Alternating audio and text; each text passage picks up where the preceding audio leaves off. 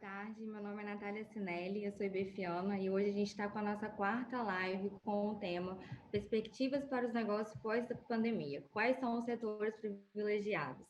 Inicialmente, eu gostaria de agradecer a todos os nossos participantes dessa live, os nossos mantenedores masters Vale, ArcelorMittal, Sicoob, Med Senior, Agência Chuva, Band News, Metro, nossos mantenedores Pleno, ISH, BM Vitória, PwC, Sankhya.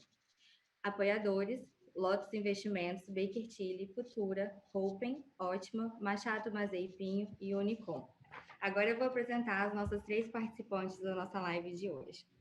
Thaís Zara, economista-chefe da Rosenberg Associados desde 2015 e desde 2018, economista sênior da LCA Consultores Associados, bacharel em economia pela USP e mestre em teoria econômica pela USP.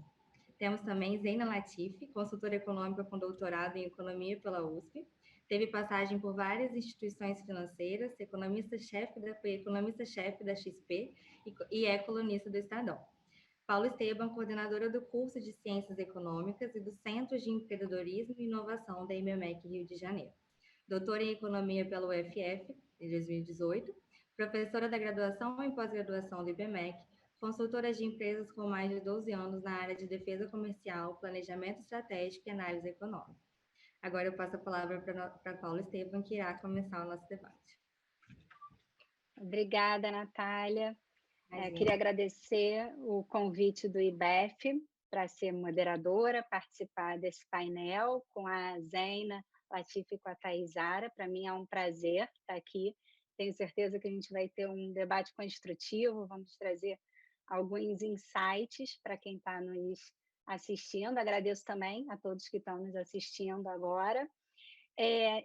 A gente vai fazer essa live da seguinte forma: eu vou fazer uma breve introdução sobre o tema e aí vou colocar algumas questões para as nossas debatedoras, para a Thaís e para a Zeina, e aí depois a gente vai ter um tempo para as questões que possam vir do público, de quem está nos assistindo. Enfim, a gente está aqui, né, nessa live porque estamos passando por uma crise sem precedentes, né? A gente está vivendo uma crise que é uma crise de saúde, uma crise que a gente nunca viveu nada parecido, potencializado muito pelo esse mundo globalizado que a gente tem. Por outro lado, essa crise trouxe para a gente aspectos do ponto de vista econômico, como choque de oferta expressivo. A gente tem visto mudanças ou perspectivas de mudanças estruturais nas cadeias produtivas, né, globais e locais. Então, a gente tem um impacto macro e um impacto também esperado, que tem um impacto nacional. A gente está vendo contração da demanda e os efeitos que essa contração tem, como a gente viu no caso do petróleo e nas últimas semanas, além de impactos mais micro, né? Quando a gente olha o impacto realmente no comportamento do consumidor, a gente percebe uma mudança de comportamento do consumidor e muitos analistas já veem que essa mudança vai ficar daqui para frente. E no comportamento das empresas também. Algumas empresas foram obrigadas a percorrer 20 anos em 2 semanas, a acelerar processos de digitalização, né? Foi um importante catalisador para toda essa digitalização das empresas e da economia como um todo. Então, por um lado, a gente tem esse cenário econômico e é um cenário que ele traz para a gente um grau de incerteza muito grande. Incerteza tanto do ponto de vista dos aspectos epidemiológicos, né, dessa crise. Então, na verdade, a gente não sabe, vai ter uma segunda onda, até quando, enfim, a gente vai ter o isolamento, vai ter lockdown, vamos precisar ter mais um outro isolamento social um pouco mais para frente, como que a própria questão, né, vai se desenvolver. Então, será que quando teremos uma potencial vacina? A gente sabe que é uma perspectiva de médio e longo prazo. Então, é um grau de incerteza muito grande. Se a gente olha também aqui dentro do aspecto Brasil, a gente ainda tem um componente maior de incerteza institucional e incerteza política. Então, é um cenário que é um cenário difícil, inclusive, para a gente pensar o pós, né? Porque é um cenário que ele tem um nível de incerteza e muitos fatores que a gente não tem referência, na verdade, né? A gente tem algumas dicas, mas a gente não tem essa referência tão forte. Essa pandemia toda pegou o Brasil em um momento que o país já registrava, na verdade, um crescimento moderado, né? E teve uma frustração na expectativa de um crescimento mais robusto no final do ano passado. Então, isso também faz com que a gente esteja num momento, num contexto ainda mais desafiador. E aí a nossa live hoje traz um desafio ainda maior, que é não pensar só nesse impacto macroeconômico como um todo, é tentar olhar um pouco para os setores e tentar entender como que todo esse contexto pode estar influenciando nos diferentes setores. A gente já percebe que existe uma heterogeneidade no impacto nos setores, então, alguns setores claramente vão sofrer mais com esse período de crise, a gente tem visto, né, diariamente, turismo, setor aéreo, vestuário, que tem mudado calendário, tem mudado, enfim, tem tido um impacto muito profundo dentro da sua estrutura, inclusive, enquanto outros setores estão tendo um impacto menor ou sofrendo menos, se a gente pode dizer assim, por exemplo, varejo de alimentos, supermercados, a gente vê que tem essa diferença entre os setores da economia, a forma como a crise atinge e como que isso vai sendo recebido pelas próprias características da crise. E aí, quando a gente olha mesmo dentro de cada setor, a gente também vê uma heterogeneidade, né? Porque a capacidade de resposta de grandes empresas é muito diferente da capacidade de resposta de médias e pequenas empresas, quer seja pela estrutura organizacional que as grandes empresas têm, pela capacidade de caixa, pela capacidade de gestão financeira, né? Pela resposta rápida que muitas vezes podem dar a uma situação de disrupção ou a uma situação de grandes mudanças e que muitas vezes a gente sabe que pequenas e médias empresas, ainda que no caso brasileiro sejam grandes empregadores, né, respondam por uma parcela grande do emprego formal, essas empresas não conseguem dar. Então, a gente está olhando, se a gente for traçar uma perspectiva, um pouco pensando sobre a sobrevivência, né, desses setores e dessas empresas. E aí eu queria começar já conversando um pouco com a Thaís sobre esse cenário todo, né? Trazer um pouco para a Thaís. A gente vê que esses impactos setoriais que eu estava falando e que a gente consegue perceber, eles são muito diferentes de impactos que já foram vividos em outras crises, né? A gente pode pegar como exemplo a crise de 2008, mas pela própria característica desses impactos em si.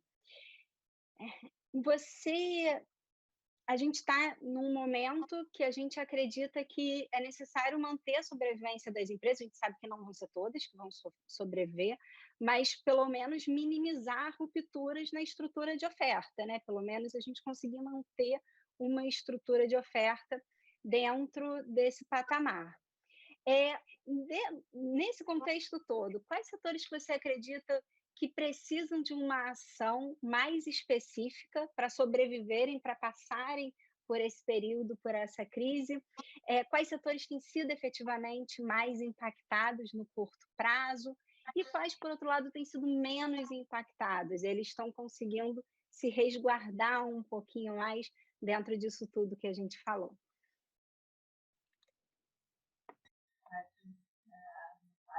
De fato, acho que a gente tem um cenário bastante desafiador. Como você disse, o cenário macro em si é bem difícil de você já tem muitas incertezas, mas apesar de a gente ter uma dificuldade de identificar o timing exato, né, de como as coisas vão se desenvolver, como elas vão acontecer, a gente consegue imaginar mais ou menos a ordem que elas vão acontecer e ter uma noção de como mais ou menos vai ser a saída desse processo. Então, a gente vai manter essas medidas de distanciamento social por mais algum tempo. À medida que a pandemia vai dando sinais de que a gente tem menos casos, a gente vai reduzindo as medidas de provavelmente a gente só vai poder voltar ao que a gente chama de vida normal, né? A ter realmente pessoas com mais tranquilidade na rua, aglomerações, etc., depois que a gente já tiver uma boa parte da população imunizada. Isso provavelmente vai depender do desenvolvimento de uma vacina e de uma aplicação em larga escala. E aí você pode ter uma volta aí à normalidade. Então, quando a gente pensa em setores, também é importante identificar esses diferentes períodos que a gente vai viver. No curto prazo, enquanto a gente ainda tem essas medidas de distanciamento social muito mais efetivas, eu estou pensando não só em Brasil, estou pensando globalmente também, né? Isso que a gente tem visto em outros países. A gente provavelmente vai continuar vendo varejo de alimentos, farmácia, serviços de entrega indo muito bem. Estão indo até melhor do que antes, né? Hoje você teve, por exemplo, a divulgação do índice de inflação IPCA 15, e a gente vê que a alimentação teve uma alta de preço muito forte. O índice como um todo teve uma pequena deflação, mas o varejo de alimentos já está mostrando aí altas, refletindo essa maior demanda por alimentação. Isso, no médio, esses setores que estão sendo bastante beneficiados nesse momento, na medida em que você vai relaxando essas medidas de distanciamento social, e, obviamente, quando a gente voltar à normalidade, na fase 3, possivelmente eles vão voltar também à normalidade, vão devolver um pouco dessa alta, né? Nas contas, uma boa parte desse movimento deve ter sido para estocagem, principalmente produtos de limpeza, etc. E você tem setores que estão sofrendo muito agora, porque as lojas estão fechadas. Então, quando você imagina o comércio de bens de consumo semi-não duráveis, pensando ali alguns bens de consumo duráveis também, entre vestuário, automóveis, você tem uma relação de queda imediata. À medida em que as lojas vão voltando a funcionar, a tendência é que vá se normalizando o consumo desses produtos. Obviamente, você acabou tendo uma mudança de canal, muito do consumo que era feito em loja física, nesse momento, acaba sendo feito pelo e-commerce, né, via digital.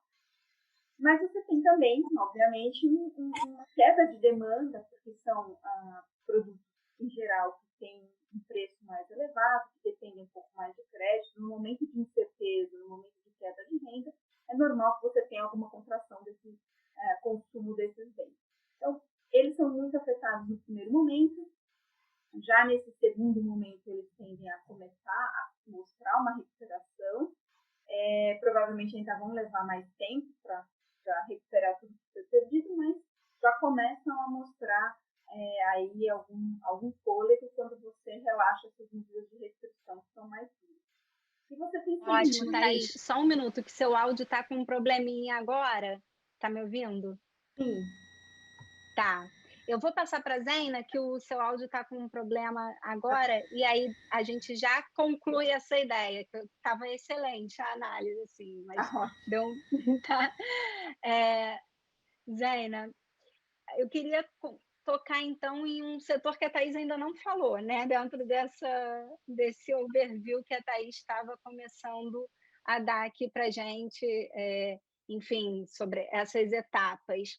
E aí que é o setor de infraestrutura. E por que infraestrutura, né? A gente pode pensar em impactos diversos na infraestrutura. A gente sabe que dentro da infraestrutura a gente tem desde os aeroportos, que vão ter um impacto grande, que estão sentindo, né? Porque, obviamente, estão relacionados a fluxo, e aí dentro disso a gente tem uma queda, isso gera um impacto no retorno e no resultado dessa parte específica. Por outro lado, a gente tem os portos, que tem um movimento um pouco parecido com o que a Thaís falou, né? Etapas. Então, ainda que agora a gente tenha diminuído o comércio exterior, é esperado que num segundo momento, com a volta das importações e das exportações, ele consiga recuperar um patamar normal pós-crise. Então, mesmo dentro do setor de infraestrutura, a gente tem comportamentos muito diferentes.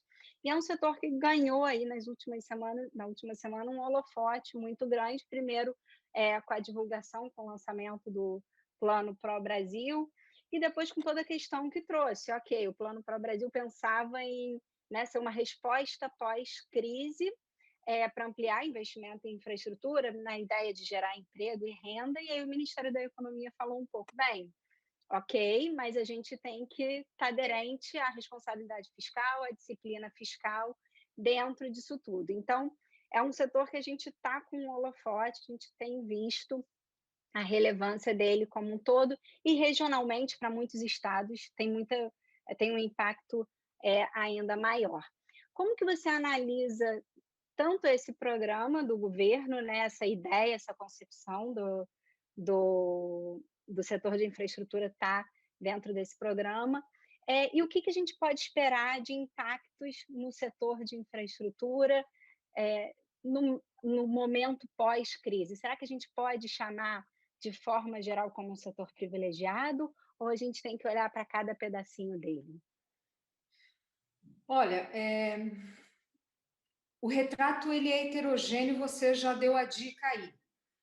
Não deveria ser prioridade, não agora. E esse pós-crise pode ser que seja muito distante. A gente vai ter um processo longo, provavelmente, de relaxamento do isolamento, com risco de idas e vindas, especialmente no Brasil, que a gente está com um problema grave de subnotificação, e a hora que a gente começar a relaxar o isolamento, talvez a gente leve sustos. Nós sabemos que a epidemia ela está avançando nas classes mais populares, isso já está gerando saturação do sistema de saúde localizadamente, não é o retrato do país todo, o Brasil é um país muito heterogêneo. Então, essa questão de saúde, ela inspira ainda preocupação no sentido, né, que você colocou isso na sua primeira fala, da gente ter um processo ainda muito longo nesse relaxamento e que, portanto, os hábitos das pessoas vão estar muito afetados, muito alterados e talvez alguns hábitos com mudanças ainda relevantes até que tenhamos a vacinação. Vou dar um exemplo bem singelo. Quem que vai, antes de uma vacinação em massa, porque não adianta ter a vacinação e não chegar no Brasil e não vacinar todo mundo. Não adianta ficar na China, né? Isso pode demorar 2 anos, certo? É o que, aí não é a Zena falando, são especialistas da área da saúde. Algumas vacinas estão para começar o período de teste, né? Até que isso se concretize, até que isso ganhe produção em massa, vacinação em massa. São várias etapas aqui. Quem que vai querer viajar e expor a sua família a aeroporto cheio, museu cheio, ponto turístico cheio?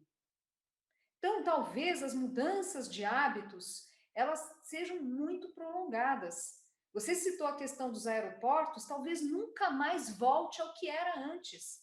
Talvez a mudança de hábito, eu não digo para sempre, mas longa o suficiente para inviabilizar, por exemplo, os programas de concessão. Talvez inviabilize. Talvez isso deixe de ser prioridade para o atual governo. Talvez, aliás, provavelmente, a gente está falando de um assunto que vai ficar para o longo prazo, né? Cada modal de transporte vai ter a sua realidade. Por exemplo, eu não sei como é que vai o transporte de cargas, claro, a tendência é normalizar, aliás, é interessante olhar o movimento de pedágio nas estradas, que despenca, obviamente, o pedágio de automóveis, né? Mas a parte de carga pesada, o recuo é menor. Tudo bem, esse pode ser preservado. Mas será que vai ter a mesma... E se os hábitos de viagens diminuírem tanto de negócios? Isso vai, com certeza, a gente não sabe o quanto, porque nós estamos aprendendo uma nova tecnologia. E tem coisa que veio para ficar. Mal comparando, foi quando teve o racionamento de energia, que por um bom tempo a gente ficou com patamares baixos de consumo, até que o país enriqueceu e as pessoas compraram ar-condicionado, e aí voltou a subir o consumo de energia. Mas por um bom tempo ele ficou baixo. Será que vai ter a mesma pressa de fazer rodovia para escoar a safra de grãos? Ou será que a gente vai ter que ver se de repente não está tão saturado assim, porque diminuiu o fluxo de carros? Então, aquele trecho de rodovia que era óbvio que tinha que fazer, agora não é tanto. E, por outro lado, o governo vai ter que investir para além da infraestrutura, que a gente precisa preparar as empresas, vai ter que ter linha de crédito, uma atenção para a parte de tecnologia das empresas.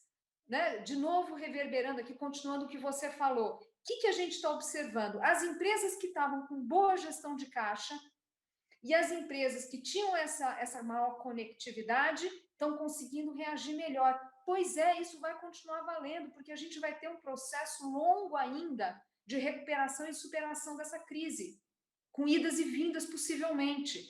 Então, esse vai continuar sendo um tema. Quem investiu, né? Eu gostei da expressão sua, em dois meses, 20 anos, nem lembro mais o cálculo que você fez. A tarefa não está completa. Né? Muitas empresas de menor porte ainda vão ter que se ajustar. E aí você vai ter que qualificar a mão de obra no Brasil. A nossa mão de obra não sabe matemática. Como é que vai arrumar emprego no mundo digital? Vai ter que repensar o ensino público no Brasil. Vai ter que repensar o papel do Sistema S. Aliás, isso já era para ontem.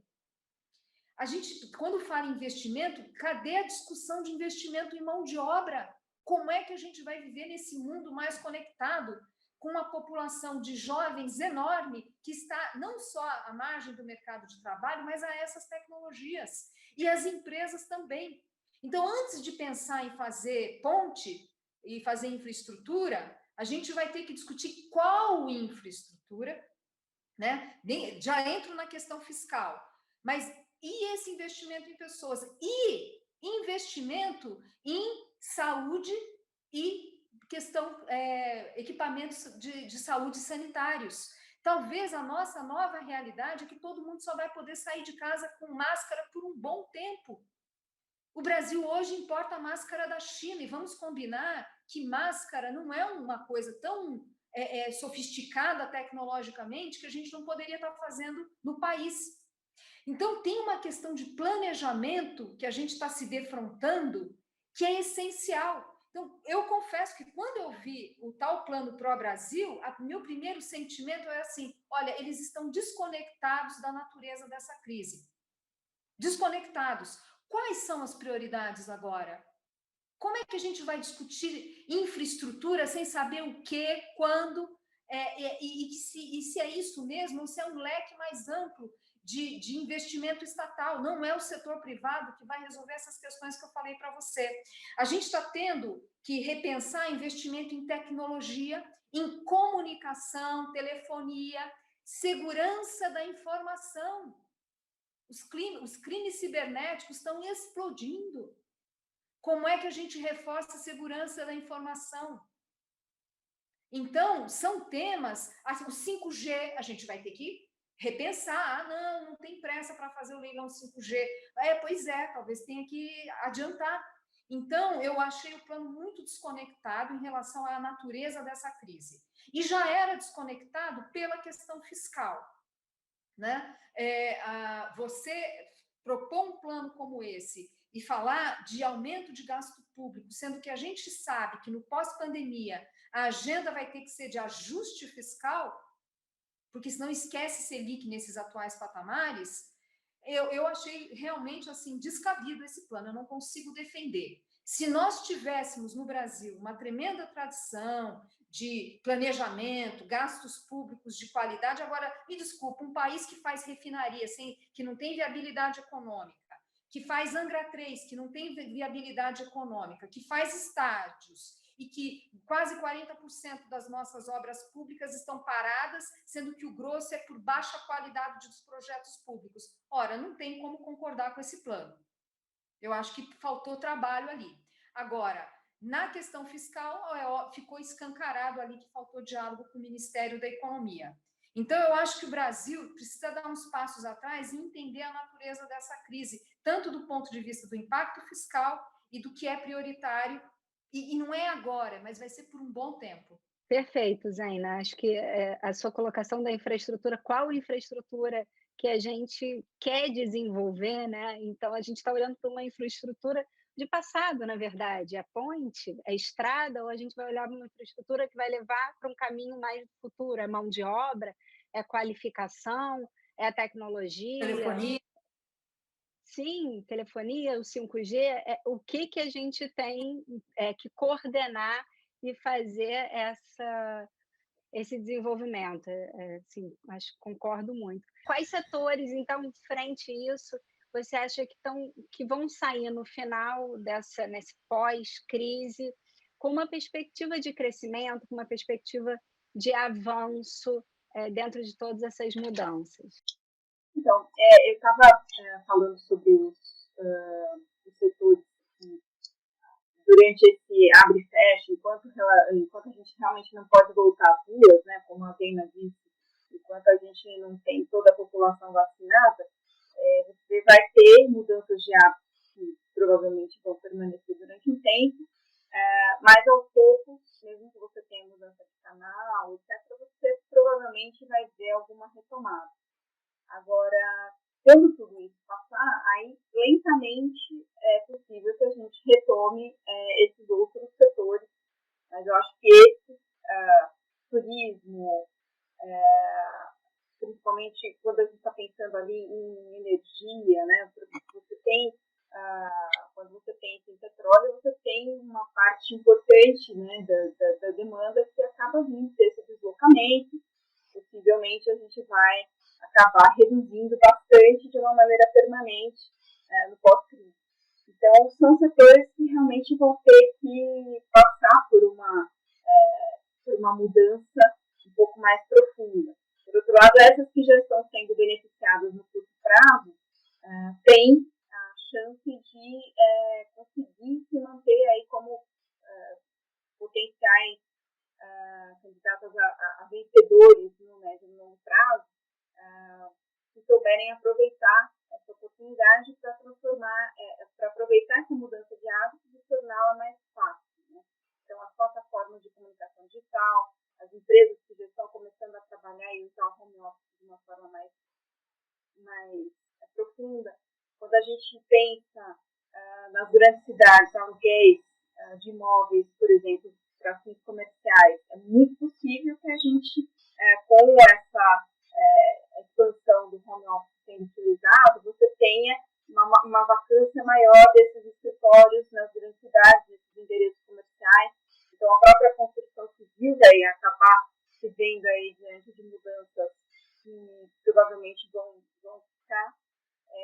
Então, se a infraestrutura antes poderia ser, de fato, pensada como um problema, nesse momento, como a Zena disse, você tem que pensar em outros setores que vão ser mais importantes. A infraestrutura de comunicações, por exemplo, ganha bastante espaço nesse contexto, em detrimento, por exemplo, da infraestrutura de aeroportos, né, que são setores que possivelmente vão demorar muito mais para terem uma retomada. Né? Acho que a gente falava-se bastante, por exemplo, da expansão do aeroporto de Heathrow lá em Londres, né? Para a gente pensar isso como um fenômeno global e não concentrado aqui no Brasil. Possivelmente isso não vai ser mais necessário durante um bom tempo. Né? Você vai conseguir ter ali, você possivelmente vai ter uma redução das viagens de negócios, né? Muita coisa sendo resolvida por essa plataforma de comunicação que a gente está utilizando bastante agora durante a pandemia, né? Então, essas formas de comunicação digitais. Então, possivelmente você vai ter efeitos que vão ficar. Estou pensando em setores curto prazo beneficiado, que é essencial. No médio prazo, isso tende a voltar a uma certa normalidade, e depois, obviamente, também. Quando a gente pensa nas indústrias de uma maneira em geral, a gente via uma tendência a você trabalhar com os estoques reduzidos. Possivelmente isso vai mudar também, né? Então, você possivelmente vai ter uma mudança ali daquele just-in-time para alguma coisa mais próxima de você contar com vários fornecedores. Caso você tenha problemas em um fornecedor, você poder ter uma ampla maior, uma gama maior de fornecedores a quem recorrer. Possivelmente você vai trabalhar com estoques um pouquinho maiores para você conseguir fazer a sua produção sem ter muitos problemas.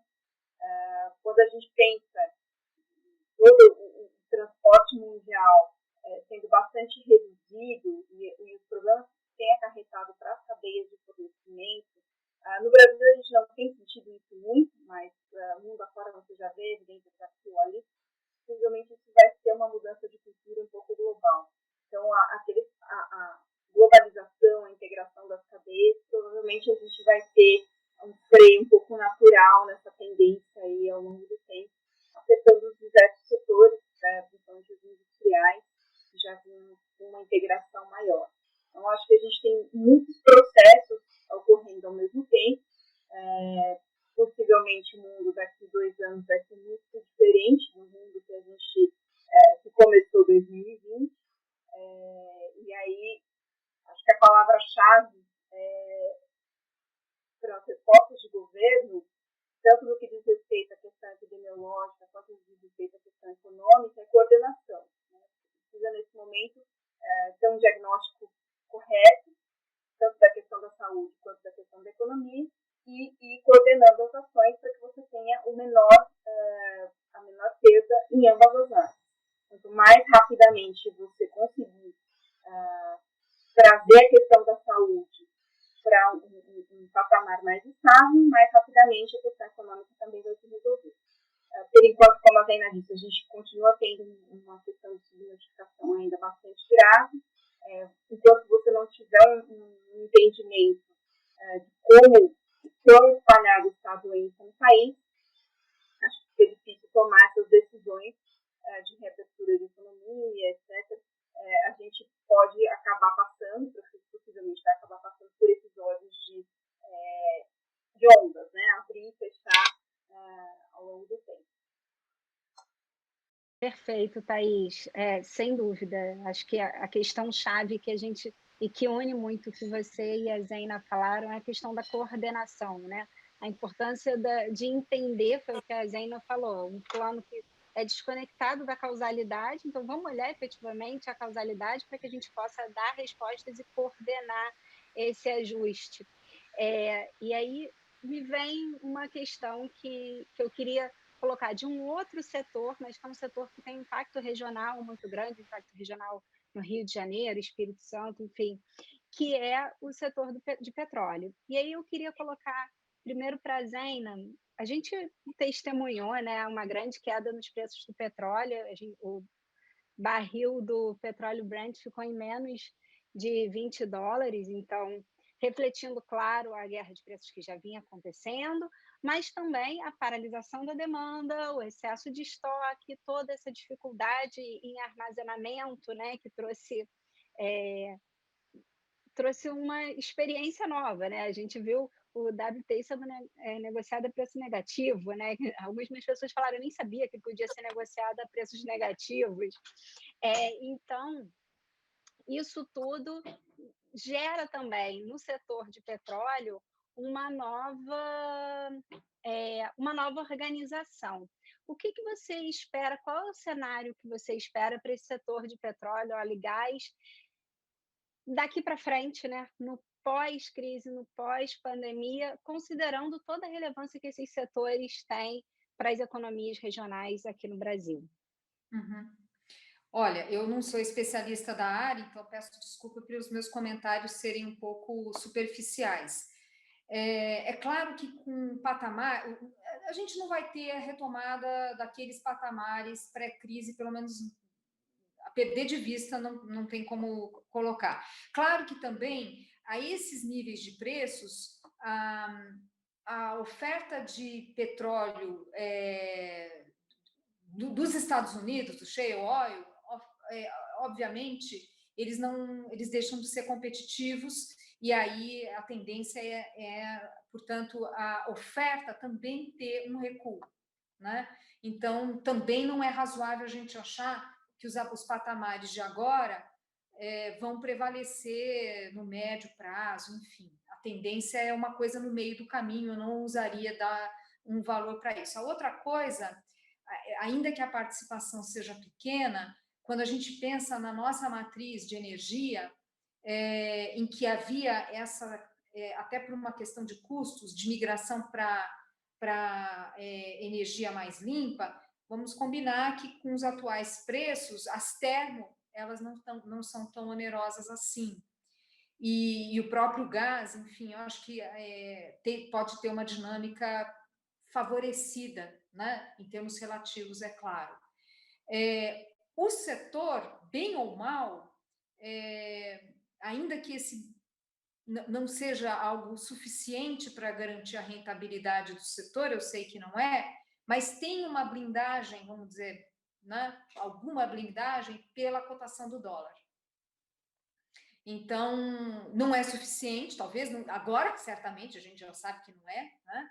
Mas lá adiante, como eu não acredito que vai ter um recuo enorme da cotação do dólar, claro, tem uma parte agora que tem uma gordura, vamos dizer assim, fruto dessa tremenda aversão a risco, mas a gente não está num cenário de grande depreciação do dólar adiante. O dólar vai continuar sendo uma moeda forte, e isso talvez ajude também a conter essa piora de rentabilidade do setor.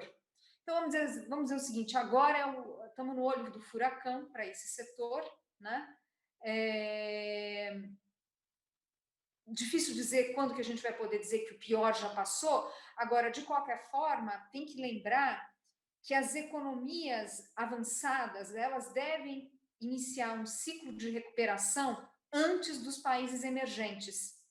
E, no final, são elas que... É a demanda desses países que dita o preço do petróleo, né? Enfim, só para colocar que, apesar de todas as preocupações, eu acho que esse é um setor que a gente vai poder ter um cenário menos dramático adiante por todos esses fatores que eu falei. Então, o shale oil, ele né? Plantas que são menos competitivas, né, aos atuais preços, você tem uma retração natural da oferta, tem a questão do dólar e tem uma recuperação do mundo avançado que deve vir antes do mundo emergente. É uma commodity, né? O preço não é determinado pelo nosso consumo, é determinado pelo mundo. Então, só para dar um pouco de panos quentes aqui nessa... Agora, é claro que estados, bom, o Espírito Santo tem alguma dependência, certamente o Rio de Janeiro, há que se pensar em plano B, quer dizer, é importante depender menos dessa fonte de receita. Perfeito, Zé. Concordo, né? A gente pode ter algum respiro no médio prazo, de repente até o final de 2020, né? Ter um cenário um pouco... A oferta vai se reestruturar, sem dúvida, né? E vai trazer essa questão. A gente já está começando a receber algumas perguntas, e aí uma pergunta que foi direcionada para você, pergunta o seguinte: como é que você vê a tendência de retomada da construção civil com a falta de crédito, né?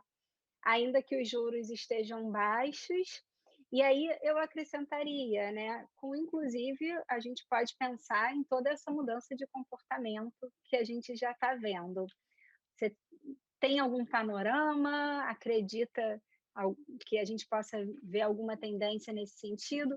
E aí eu queria acrescentar uma segunda questão que vai caminhar junto, né? Não é a mesma pergunta, mas a partir daí a gente desenvolve as duas. Que é o seguinte, você ponderou sobre... Bem, a gente está importando máscara, e máscara não demanda não é um produto de alto conteúdo tecnológico, né? A gente sabe que não é. Será que um caminho seria a gente ter uma grande coordenação para que houvesse efetivamente reconversão industrial nesses setores que são mais atingidos? Será que a gente poderia pensar, e aí nos setores que por exemplo, que são mais atingidos e possa fazer reconversão para produtos médicos ou para produtos que efetivamente a gente tem dependência externa e que nesse momento é crítico e é um momento que não é tão curto prazo, porque a gente está pensando aí no próximo ano, 1 ano e meio. Então, são duas perguntas diferentes, mas para você pegar o caminho. Perguntando um pouco sobre a construção civil, né, e todo esse cenário que a gente tem, e um outro, será que uma possibilidade seria uma coordenação em processos de reconversão industrial ou não, ou isso estaria fora de pauta na sua perspectiva? Olha, sobre construção, a Thaís já comentou a questão da parte corporativa. De fato, esse setor talvez tenha que ter uma certa paciência, lembrando que ainda, mesmo pré-corona, havia uma vacância ainda razoável. A gente estava vendo o dinamismo maior da construção civil na parte residencial e principalmente para segmento alta renda, né? Principalmente, que foi o que, né, um segmento mais preservado. Então, o retrato, obviamente, ele vai ser heterogêneo, essa parte corporativa que já ainda tinha uma vacância razoável, ainda que com retratos diferentes dentro do país. Então, esse setor, obviamente, acho que, de novo, ele vai ser impactado. A parte de residência, bom, é possível que nessas discussões, eu estou vendo, por exemplo, a agenda do Rogério Marinho, de alguma forma retomar o Minha Casa Minha Vida, né? E talvez isso venha a ser um setor contemplado. Pode ser que tenha algum sinal por aí. Aí não é exatamente construção civil, mas é da cadeia. Com essa história de ficarmos mais em casa, talvez aquela que o pessoal chama de consumo formiguinha, que já estava indo bem, ele se reforce, porque as pessoas estão percebendo que elas precisam ter conforto na casa delas, né? Então, desde as reformas, passando até por questão imobiliária e tal, tem uma demanda aí reprimida, porque a gente está ficando mais em casa, né? Então, esse consumo formiguinha não é exatamente construção civil, é a produção de insumos para construção civil. A parte de moradia fica uma certa incógnita, porque a gente teve perdas muito grandes no mercado financeiro, e isso pode impactar a demanda, e óbvio, medo do desemprego, tudo isso pode impactar a demanda por moradia fora minha casa, né, minha vida, aquilo que é mais dependente da dinâmica econômica, da massa salarial e do humor do consumidor. Essa fica uma dúvida, né? Essa fica uma dúvida porque esses vetores sinalizam que vai ter um problema de demanda, até que o medo do desemprego se reduza, até que as perdas que a gente viu acontecer no mercado financeiro, minimamente isso se acomode. Mas, por outro lado, aí, numa fase um pouco adiante, né, em que essas incertezas elas diminuam, tem muita demanda ainda reprimida por habitação, e mesmo para as classes mais, assim, tem um desejo aí de casa própria, mesmo para as classes com mais renda. Essa é a minha avaliação. A taxa de juros baixa, que provavelmente, né, contando que vamos manter a âncora fiscal, e essa taxa de juros vai continuar baixa, ela também pode estimular investimentos na construção, né? Enfim, eu acho que o quadro vai depender muito do segmento, do perfil, né? Mas eu acho que vai dar para sobreviver, né? Não para agora, mas adiante. Vou contar uma historinha aqui de São Paulo que eu acho interessante. A gente teve uma mudança, e isso é importante porque isso é o que aconteceu em São Paulo, eu acho que é uma coisa que pode ser replicada em outras regiões do país, porque eu acho que foi um exemplo de sucesso. Ainda na época do Fernando Haddad, prefeito, foi feita uma mudança do plano diretor e regras de zoneamento da cidade, gerando flexibilização para a construção dos corredores de ônibus. Então, que é uso misto, área construída, enfim. Não é ainda dos nossos sonhos. Teve muita reação do próprio setor privado, regiões que a população falou, não, aqui a gente não quer que construa prédio, né? E aí acabou bloqueando um pouco. Mas a gente viu pré-coronavírus, um renascimento da construção civil aqui em São Paulo. Tem algumas avenidas que a paisagem está mudando e muito rapidamente, né? Para quem conhece São Paulo, o exemplo da Avenida Rebouças. E o que foi interessante é que teve um crescimento muito forte de lançamento de imóveis na cidade de São Paulo e teve demanda. A relação entre oferta e demanda, quer dizer, dos lançamentos, quase 80% teve saída. Isso mostra que existe esse apetite, né? Então, o que eu quero dizer é o seguinte, está tudo difícil. Mas tem coisas que os gestores podem fazer para eliminar amarras dos setores, porque existe demanda. E a gente precisa facilitar, reduzir esse tal custo Brasil, que se manifesta, inclusive, nas nossas regras de construção de imóveis, que são tantas regras, tantas exigências, que atrapalham o florescimento desse setor. E o que aconteceu em São Paulo, ainda que não seja dos sonhos, mostra que é possível. De fato, a gente está tendo uma mudança da paisagem em vários bairros de São Paulo, em várias avenidas de São Paulo. Então, eu acho que esse olhar, que é uma coisa que tem que ter a participação de lideranças do setor privado, de gerar, levar essas questões para o poder público, eu acho importante. Porque a gente fica muito esperando que os governantes vão resolver os nossos problemas e a gente esquece que tem uma lição de casa que tem que ser feita pelos setores. E aí eu já faço a ponte para essa sua pergunta. A gente tem visto, dentro do setor de tecelagem, de indústria têxtil, enfim, confecção, enfim, algumas empresas estão conseguindo se adaptar e estão fazendo máscaras. Claro que não é o retrato, porque nem todo mundo consegue se adaptar a isso, às vezes não está capitalizado, às vezes até a mudança tecnológica é muito grande, enfim, qualquer que seja a razão, claro que isso é uma parcela, né? Esse setor, ele se organizou, procurou o governo e falou, a gente consegue fazer esse negócio, e fez uma coisa coordenada. Então, é um exemplo de coordenação que o setor privado junto com o governo, né? Esse setor não ficou esperando o governo se manifestar. Claro que tem muita tarefa a ser feita, né? Se é verdade que daqui a pouco, quando a gente sair, todo mundo vai ter que ter máscara descartável, então, realmente é uma mudança que veio para ficar. Eu acho que o papel do poder público é, ao menos, quer dizer, identificar setores que precisam, eu não estou falando de política setorial, mas de repensar normas regulatórias,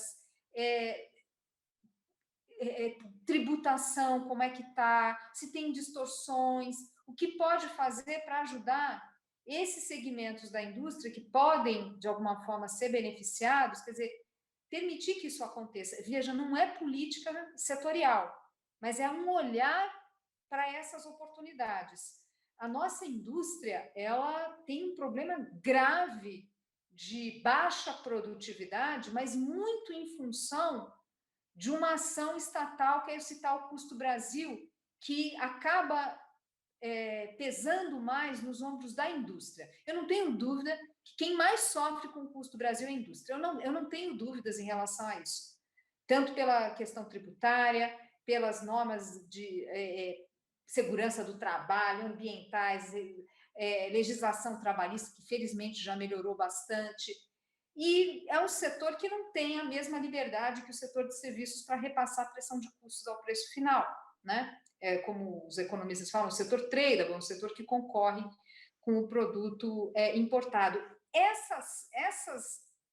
Esse momento que o país está vivendo ele precisa ser um gatilho para a gente avançar nessas reformas estruturais. Essas medidas para reduzir custo Brasil e que vão ter um impacto muito relevante na indústria. Não é uma medida ou outra, mas é um conjunto de iniciativas e que é essencial a participação do setor privado na construção dessas agendas. Então, no fundo, eu estou querendo dizer o seguinte, olha, que a crise é horrorosa, mas que ela pelo menos sirva de estímulo para a gente completar as medidas estruturais para o ajuste fiscal, que ela seja estímulo para a gente repensar esse ambiente regulatório maluco do Brasil. Por exemplo, discussão do marco de saneamento. É para ontem. Na hora que o Congresso voltar, tem que fazer logo. Então, né, se uma crise não servir para a gente destravar certas agendas, então complica. Aqui dando um olhar, procurando dar um olhar assim construtivo, né? A palavra nem é otimista, mas enfim, eu vejo lideranças no país com essa visão. Né? Eu vejo, desculpa estar desviando da tua pergunta, mas eu vejo que a crise, ela também vem, não é generalizado, mas ela também ajuda a despertar um senso de responsabilidade. Que a gente viu, por exemplo, quando tivemos o impeachment da Dilma, o Temer entrou e teve que mexer com reformas que a gente não achava que ia conseguir. Porque o tamanho do abismo era tão grande que a gente precisou retomar a agenda de reformas. Eu acho que essa crise ela vai poder ter esse papel. Então, mas, de novo, eu insisto, é muito importante que tenha essa colaboração do setor privado para ajudar o governo a construir essas agendas da tal redução de custo Brasil.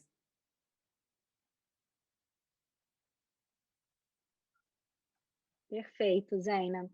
Thaís, a gente já estava trazendo algumas questões aqui que o público trouxe para a gente. E aí, uma que eu queria, a gente já está se encaminhando para o final da nossa live, mas eu queria colocar para você uma questão que eu acho que é relevante para a gente pensar. Assim. Você, como consultora, quais as recomendações que você tem dado, ou que você pensa, claro, de uma forma geral, para aqueles setores que vão sofrer um impacto maior agora no curto prazo e para repensarem, para se planejarem para o pós-crise, né? A gente estava aqui debatendo, trouxemos o exemplo do setor de vestuário, que algumas empresas conseguiram fazer uma reconversão industrial para fabricar máscaras e até aquele capote, né, para os médicos, mas a gente sabe que isso não é uma realidade de todas as empresas do Brasil, isso está em um grupo heterogêneo de grandes empresas que conseguiram. Mas para essas empresas que você tem visto, que você tem, os setores que você tem conversado, quais são suas principais recomendações? Onde você mostra o caminho para a gente também ter uma ideia construtiva do que a gente pode tirar de bom disso tudo? Então, a gente tem sempre, quando a gente está conversando com os nossos clientes, nessa perspectiva um pouquinho mais micro, né? A gente sempre acaba fazendo um trabalho que é muito focado dentro da empresa, né? Então, vai variar muito de caso a caso. Mas o que a gente tem tentado trazer é justamente essa visão de quais são os cenários possíveis. Então, dado não só o que a gente imagina de quadro para a pandemia, então, desenhar o que seria um cenário base, né? O nosso cenário base é esse que a gente acabou conversando aí com vocês durante a live, de que você vai ter essas restrições um pouquinho mais fortes até meados do ano, depois isso vai sendo relaxado lentamente, não precise voltar a um distanciamento social mais forte ao longo desse ano, e aí, ano que vem, a gente já começa a ter uma vida um pouquinho mais próxima do normal. Já o cenário adverso, a gente alerta para a possibilidade de que você precise, no segundo semestre, voltar a ter medidas mais fortes de distanciamento social, e aí se você teria um impacto econômico novamente mais forte, e possivelmente você acabe tendo uma piora do quadro político associada, né? A gente já viu aí nos últimos dias turbulências no cenário político, diante de uma retração ainda mais forte do PIB, com uma pandemia que acaba se alastrando um pouco mais e tendo um preço maior em termos de vidas, possivelmente a gente vai voltar a ter uma turbulência política aparecendo novamente, e aí isso cobraria um preço em termos de PIB ainda maior, uma retração mais forte esse ano, possivelmente ainda uma retração no ano que vem. Então, isso a gente tem sinalizado como nosso cenário base, nosso cenário adverso, e aí, a partir disso, a gente vai analisando cada caso a caso, dependendo do setor, mesmo dentro dos setores, algumas empresas estão melhores posicionadas do que outras, e aí vai muito das peculiaridades de cada empresa. Mas eu acho que é importante a gente ter esse desenho das possíveis progressões do cenário, né?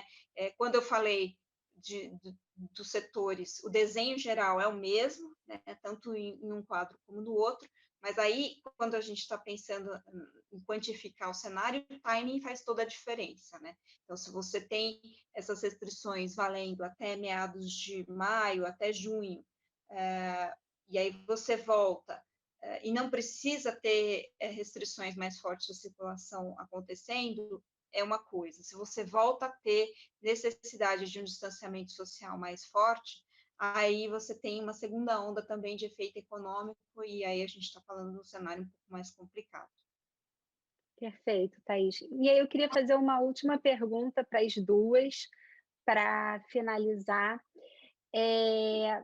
A pergunta chegou para saber um pouco do impacto na crise, do pós-crise para o agronegócio. E aí eu queria trazer, complementando essa pergunta que chegou, eu queria trazer a visão que eu tenho visto, que eu tenho lido de alguns analistas, que colocam o seguinte, né, que ainda que o setor de agronegócios tenha desafios importantes, então, atualmente, por exemplo, o impacto cambial na importação dos insumos para poder plantar a próxima safra, a gente sabe que o câmbio mais alto vai gerar um impacto e pode ser um desafio, o eventual acesso ao crédito, que a gente sabe também todo o empossamento da liquidez e que eventualmente pode haver uma dificuldade, a perspectiva pós-crise é uma perspectiva positiva.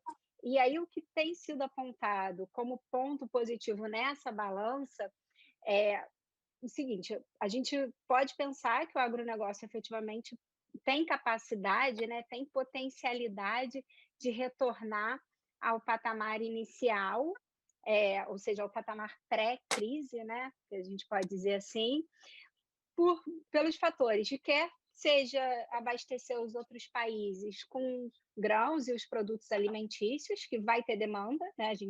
A expectativa desses analistas é que tenha demanda, e também a desvalorização cambial, que aí do outro lado vai impactar positivamente na hora de exportar esses produtos. Então, eu tenho visto um pouco essa posição. O que vocês acham? Vocês concordam com essa perspectiva? Acrescentam alguns outros pontos? Eu concordo. Aí eu faço a pergunta para a Zaina e Thaís. Eu concordo com essa perspectiva, eu acrescentaria 2 pontos aqui. Primeiro, precisamos urgentemente reequilibrar, restabelecer as boas relações com a China. O estrago diplomático que foi feito preocupa. E os chineses, eles são negociadores pesados, duros. Eu tenho medo que esses ruídos todos tragam prejuízos para o Brasil. A gente já tem visto embarque de soja dos Estados Unidos aumentando para a China. Então, essa questão diplomática, que foram 2 eventos sucessivos de ataques ali, né, e constrangimento diplomático, a resposta da China foi dura, né? Para o padrão diplomático foi dura. Não é à toa que a ministra Tereza Cristina fica desesperada. Foi muito importante, e ela, né, ontem, simbolicamente, naquela entrevista que o presidente Bolsonaro deu, reforçando o papel do Paulo Guedes, que, diga-se de passagem, mesmo que seja, não seja a garantia de grandes coisas, mas simbolicamente foi importante, a Tereza Cristina estava junto. Então, é importante reforçar essa questão diplomática. Não pode brincar com isso. A segunda questão é o Brasil, em que pese o fato de termos tido algumas questões no passado, do ponto de vista sanitário, o Brasil é bem arrumado. E isso pode ser uma vantagem comparativa para a gente. Então, nessas questões sanitárias, não há dúvida que elas ganham destaque nesse momento, no mundo todo mundo quer saber o que está consumindo, de onde veio, e como é que não é, o Brasil pode ter um destaque importante. Então, tudo isso para dizer que esse balanço que você falou, eu concordo, mas é importante a gente garantir essas outras batalhas para a gente poder, de fato, preservar o mercado brasileiro. Só complementando o que a Zeina falou, tem também a questão do acordo, da guerra comercial entre Estados Unidos e China, que acabou ficando um pouquinho esquecida aí ao longo desses dias, mas antes da gente entrar na pandemia, tinha sido feita uma sinalização de que a China compraria muito mais soja dos Estados Unidos. Então, faz parte desse desafio você garantir que ainda tem espaço para a soja brasileira aí nos mercados consumidores. Quando a gente pensa em agronegócio, a gente tem também a cadeia de proteínas, a gente ainda tem ali uma redução bastante expressiva do rebanho suíno na China, então talvez alguma oportunidade, mas vale notar que a gente teve alguma redução do consumo de proteína em nível global durante essa pandemia, né? Acho que as restrições de renda, de uma maneira geral, acabaram trazendo isso, mas tem oportunidade sim. A queda de preços de commodities agrícolas acabou sendo menos expressiva do que de outras commodities, né? Por exemplo, petróleo. E quando a gente olha essa depreciação cambial, embora pese do lado dos insumos, acaba ajudando bastante do lado da receita e garantir que o preço em reais não sofra tanto quanto o preço em dólares.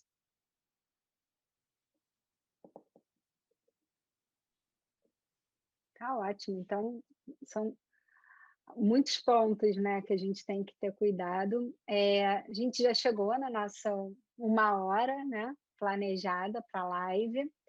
Eu queria agradecer muito, acho que foi um debate muito construtivo, ouvir as opiniões da Zeina e da Thaís. E é isso. Agora passo a palavra para o IBEF e a gente encerra aqui a nossa live. Posso falar?